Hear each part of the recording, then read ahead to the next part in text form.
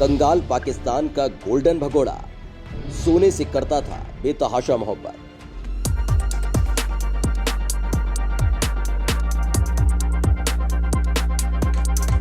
सोने से प्यार कौन नहीं करता, आप भी करते होंगे, लेकिन ये कहानी एक ऐसे शख्स की है जो सोने की चमक का दीवाना था और हर बार पुलिस को मिला तो सोने की बेतहाशा खेप के साथ मिला। दरअसल बात काफी पुरानी है। अप्रैल 1958 में पड़ोसी मुल्क पाकिस्तान में एक शख्स को कराची हवाई अड्डे पर गिरफ्तार किया गया, जिसके पास से 3100 तोला सोना जब्त किया गया। ये यात्री लाहौर जाने वाली फ्लाइट पर सवार होने जा रहा था। कुछ दिनों बाद ये यात्री जेल से छूटा और फिर सोना तस्करी के धंधे में शामिल हो गया। एक बार फिर पुलिस ने उसे कसूर के पास एक गांव में देखा, लेकिन वो सोने की 45 ईंटें छोड़कर भाग निकला।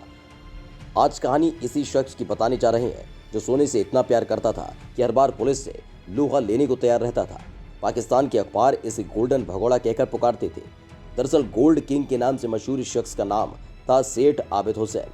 दरअसल 6 साल बाद वो पहुंचा चांदनी चौक दिल्ली, जहां मोती बाजार के व्यापारी के साथ वो सोने की डील कर रहा था।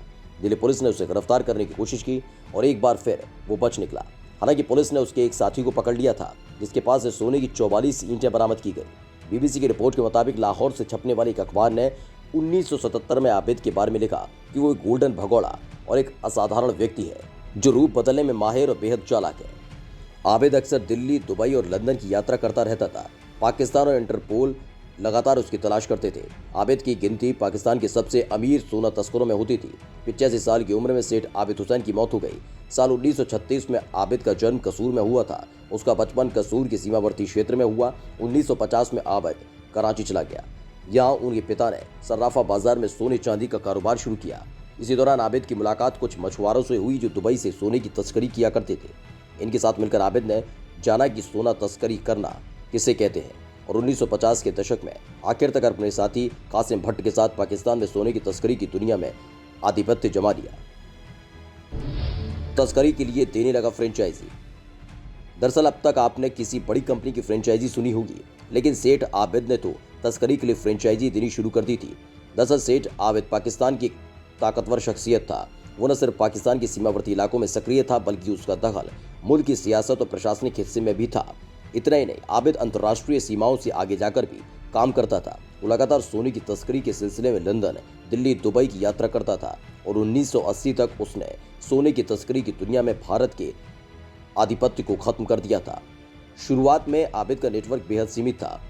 उसका भाई और दबान सोने के तस्करों से मिलने के लिए दिल्ली जाया करते थे। 1963 में जब आबिद के बहनोई को सोने की 44 ईंटों के साथ गिरफ्तार किया गया तो भारतीय अखबार ने खबर छपी, आबिद का भारत में भी नेटवर्क है। आबिद हर साल हज पर जाया करता था। धीरे धीरे जब आबिद का नेटवर्क बढ़ने लगा तो उसने पंजाब के सीमावर्ती इलाकों के गांव में रहने वाले लोगों को तस्करी की फ्रेंचाइजी दी थी। तस्करी की दुनिया में आबिद का कोई मुकाबला नहीं था। उस पर कई बार एफआईआर हुई, लेकिन कभी उसके खिलाफ आरोप साबित नहीं हुए। आबिद के घर पर पड़ा छापा तो सरकार भी रह गई दंग। दरअसल आबिद को सरकार संरक्षण देती थी। आबिद का नाम पाकिस्तान के सबसे अमीर लोगों में गिना जाता था। उसकी संपत्ति और निवेश लाहौर, कराची से लेकर दुबई और लंदन तक फैली हुई थी। हालांकि बाद में आबिद को सरकारी दबावों का भी सामना करना पड़ा।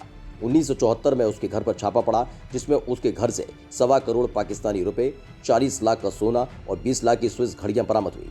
पुलिस ने 3 दर्जन गाड़ियों और 1 दर्जन घोड़ों को भी जब्त किया, जिसका इस्तेमाल तस्करी में किया जाता था। आबिद पर वैश्विक स्तर पर तस्करी में शामिल होने का आरोप लगा।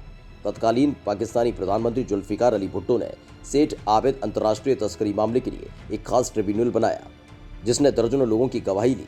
लेकिन लाख कोशिशों के बाद भी आबिद इस ट्रिब्यूनल के सामने पेश नहीं हुआ। आबिद का नाम पाकिस्तान के मोस्ट वांटेड लोगों की लिस्ट में शामिल किया गया और उसे ढूंढने के लिए पाकिस्तानी सेना, पुलिस, रेंजर्स और नेवल गार्ड के साथ मिलकर इतिहास का सबसे बड़ा सर्च ऑपरेशन चलाया गया। आबिद के कराची स्थित घर पर भी छापेमारी हुई और भारी मात्रा में सोना बरामद हुआ। पुलिस हर सूचना के पीछे लगातार दौड़ रही थी कि साल 1977 में आबिद ने सैन्य सरकार के सामने सरेंडर कर दिया। कुछ समय के बाद खबर आई कि आबिद ने एक मेडिकल सेंटर, अस्पताल परियोजना समेत अन्य अस्पताल के लिए 1,51,000 का दान दिया है। धीरे धीरे माहौल बदल गया और जो हवा आबिद के खिलाफ चल रही थी वो उसके पक्ष में बहने लगी। 1986 में Pakistan central board of revenue ने उसका 3100 तोला सोना वापस करने की अनुमति दे दी। ये वही सोना था जो 1958 में जब्त हुआ था और जिसके जिक्र के साथ कहानी की शुरुआत हुई। आबिद ने परमाणु कार्यक्रम में सहयोग कर अपनी पहचान को पूरी तरह से बदल दिया। उसने हमजा फाउंडेशन की स्थापना की, जो बहरे और गूंगे बच्चों के लिए काम करता था। उन्होंने कैंसर अस्पतालों समेत कई संस्थाओं को आर्थिक सहयोग दिया और कभी इस चीज का प्रचार नहीं किया। उसने कभी अपने कल्याणकारी कामों से शोहरत नहीं कमाई। इसके बाद भी लोग उसे जानते थे, जिसकी वजह कुछ और थी। दरअसल एक टीवी कार्यक्रम के दौरान आबिद ने नीलामी के दौरान अपने बेटे के लिए एक बैट खरीदा था, जो जावेद मियांदाद ने शारजाह की पारी में इस्तेमाल किया था। इस बैट की कीमत 5 लाख रुपए थी, जिसके बाद से लोग उसे जानने लगे और वो आम लोगों के बीच मशहूर हो गया। 2021 में सेठ आबिद हुसैन की मौत हो गई, लेकिन उसके किस्से आज भी पाकिस्तान में मशहूर है।